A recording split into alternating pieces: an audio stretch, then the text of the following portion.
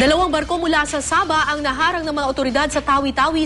Sakay raw nito ang ilang hinihinalang taga-suporta ng pamilya Kiram. Para sa detalye, may news to go si Chino Gaston. Chino.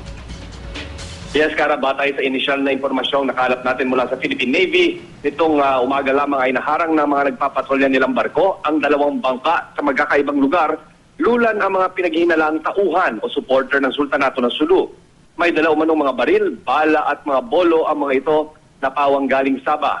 Hindi rin nasabi sa initial information na ibinigay sa atin kung ilan ang mga taong sakay ng mga bangka.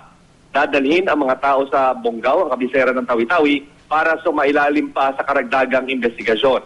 Nauna nang ipinadala sa Bonggao ang dalawang Pilipino na dumaong dito o nasagip mula sa karagatan, malapit sa Taganak Island dito sa Tawi-Tawi, na nagsagwan ng bangka mula Sabah dahil sa hinihinalang tauhan sila ng Sultanato ng Sulu na tumatakas sa kaguluhan mula sa Sabah. At yan ang pinakasariwang impormasyon mula rito sa Sibutu Island sa Tawi-Tawi. Balik sa iyo, Kara.